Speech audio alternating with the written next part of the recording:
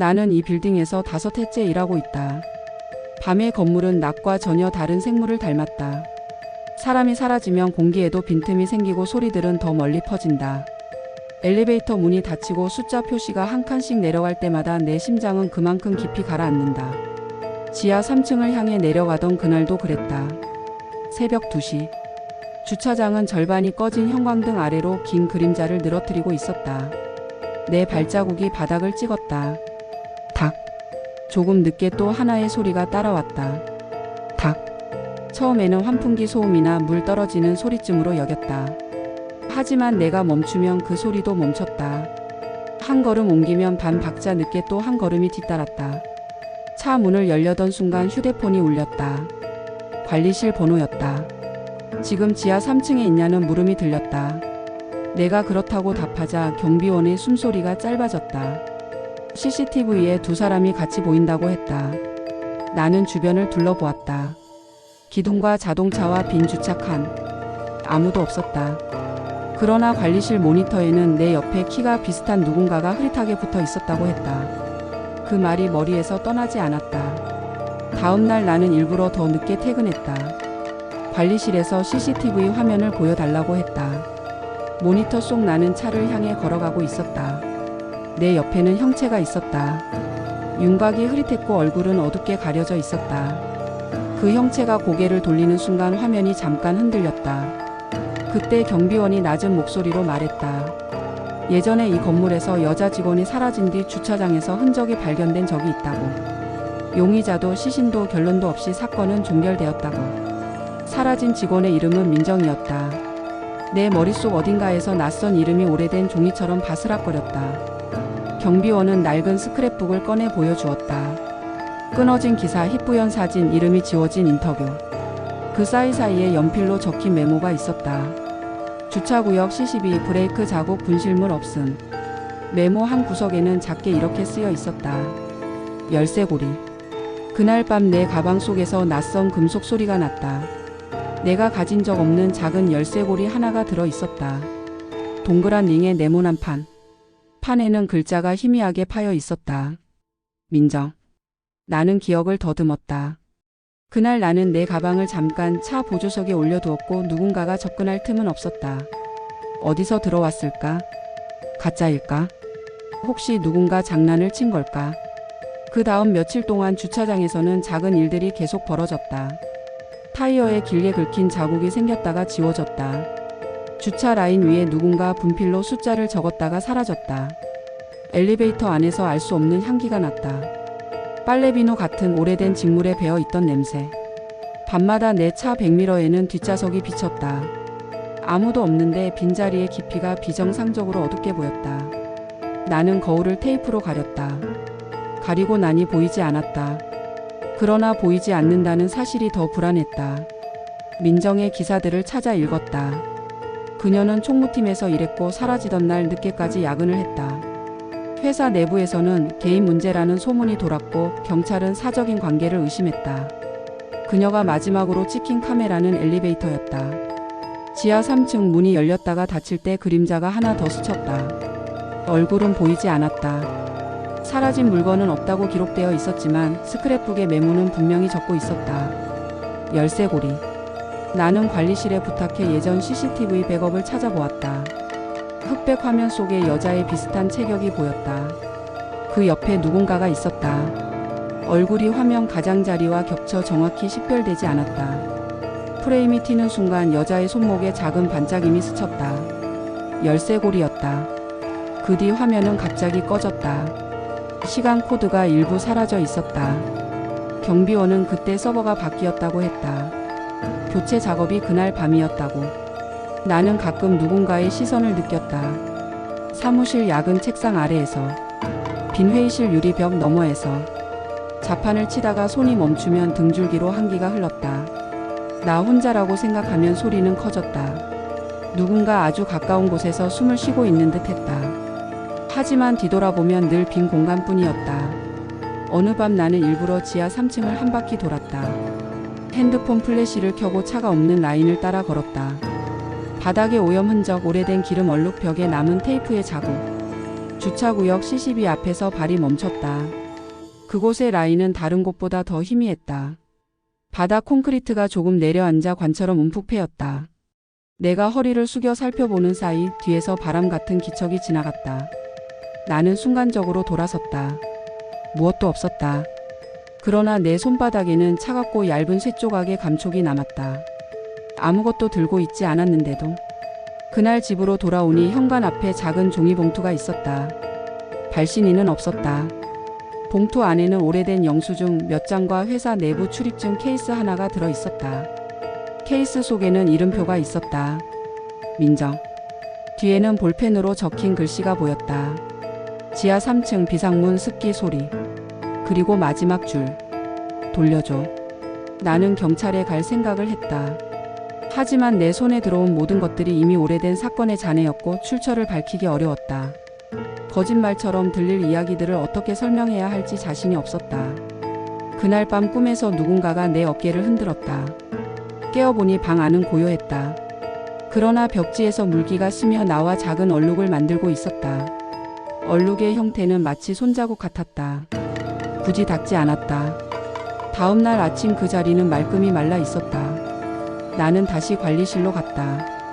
경비원은 새벽이 더 조용하다고 말했다. 사람 소리가 끊기면 다른 소리들이 올라온다고 했다. 우리는 함께 지하 3층 비상문 쪽으로 걸어갔다. 문 안쪽은 오래된 콘크리트 냄새와 녹슨 쇠 비린내가 묻어 있었다. 발 아래로 작은 배수로가 있었다. 물은 흐르지 않고 고여 있었다. 빛을 비추자 배수로 틈에서 반짝이는 것이 보였다. 나는 장갑을 끼고 틈 사이를 건드렸다. 작은 금속 조각이 손끝에 걸렸다. 열쇠였다. 열쇠의 머리에는 낡은 천 조각이 감겨 있었다.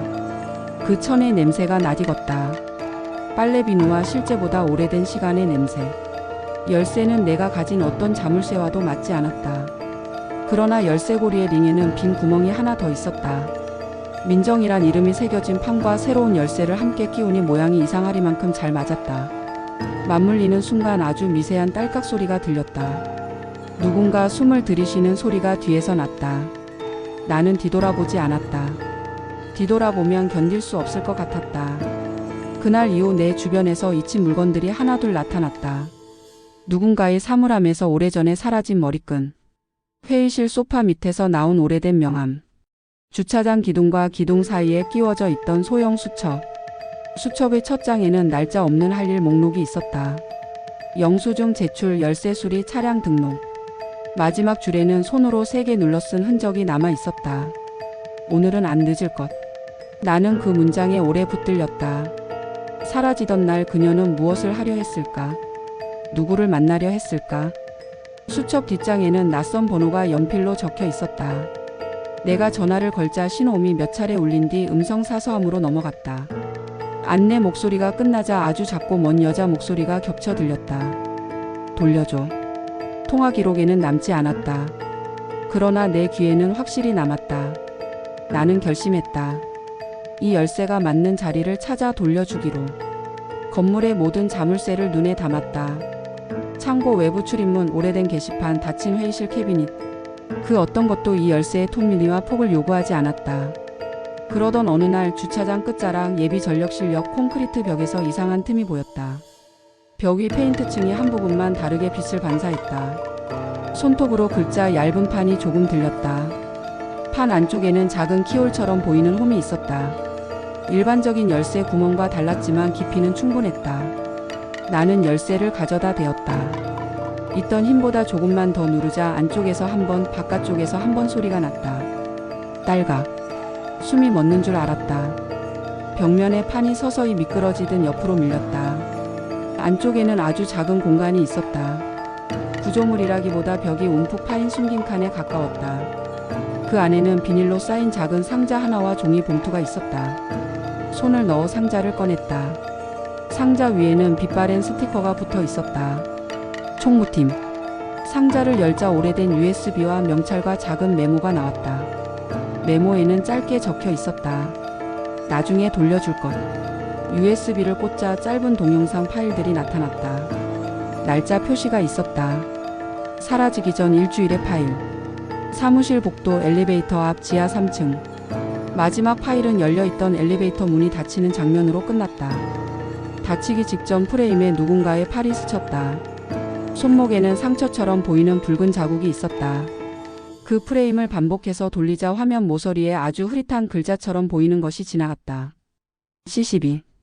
주차구역. 그리고 그 아래 아주 작게 따라오는 곡선. 열쇠고리의 판과 같은 모양. 나는 상자 속 봉투도 열었다. 종이 몇 장과 함께 출입 기록이 들어 있었다. 야간 시간대 특정 층을 반복해서 오르내린 기록. 사라지던 날 민정의 카드로 새벽 1시 45분에 지하 3층 출입이 찍혀 있었다. 그 바로 앞서 같은 시간대에 또 한 장의 출입 기록이 있었다. 번호만 적힌 카드. 등록 이름이 없는 카드. 그 번호는 지금 우리 회사에서 사용 중인 방문자 카드 체계와 맞지 않는 형식이었다. 그건 오래전 교체되기 전 구형 카드였다. 나는 직감적으로 알았다. 누군가 오래된 체계를 악용했다. 누군가 기록을 바꾸거나 지웠다. 누군가 사건을 정리해버렸다. 그 누군가는 여전히 이 건물 어딘가에 있을지도 몰랐다. 아니면 떠났을 수도 있다. 그러나 어떤 방식으로든 흔적은 남는다. 그리고 누군가는 그 흔적을 보고도 모르는 채 한다. 나는 열쇠고리와 USB를 들고 다시 지하 3층으로 갔다. 벽에 숨긴 칸은 원래대로 닫았다. 그곳에 아무것도 없었던 것처럼. 주차구역 C12 앞에 섰다. 발밑 콘크리트의 잠금 사이로 작은 반딧불 같은 먼지가 떠올랐다가 사라졌다. 나는 열쇠고리를 허공에 들어 올렸다. 아무 소리도 나지 않았다. 그러나 등 뒤에서 누군가가 천천히 숨을 내쉬는 소리가 들렸다. 돌아보지 않았다. 대신 말로 남겼다. 돌려준다. 이건 내 것이다. 나는 열쇠고리를 기둥과 바닥이 만나는 경계 틈에 조심스럽게 내려놓았다. 그 순간 공기가 달라졌다. 환풍기 소리가 멈추었다. 형광등이 아주 잠깐 떨리듯 깜박였다가 안정되었다. 멀리서 엘리베이터가 올라가는 소리가 들렸다. 누군가 타고 올라가는 소리 같았다. 내 옆에서 아주 낮고 부드러운 목소리가 들렸다. 고맙다. 나는 그대로 서 있었다. 한동안 아무 일도 일어나지 않았다. 그리고 이상하게도 가슴 한가운데 걸려있던 매듭이 풀리는 느낌이 들었다. 다음 날부터 주차장의 발소리는 줄었다. 백미러의 어둠도 이전처럼 평범해졌다. 엘리베이터 안의 냄새도 사라졌다. 그 대신 복도 끝 창틀 위에 작은 흰 종이가 놓여 있었다. 거기에는 단 한 줄이 적혀 있었다. 이제 끝. 나는 그 종이를 주머니에 넣었다. 어떤 설명도 필요하지 않았다. 몇 주가 지나 경비원이 내게 물었다. 그 열쇠고리는 어디서 났냐고. 나는 웃으며 모른다고 했다. 그는 고개를 끄덕였다.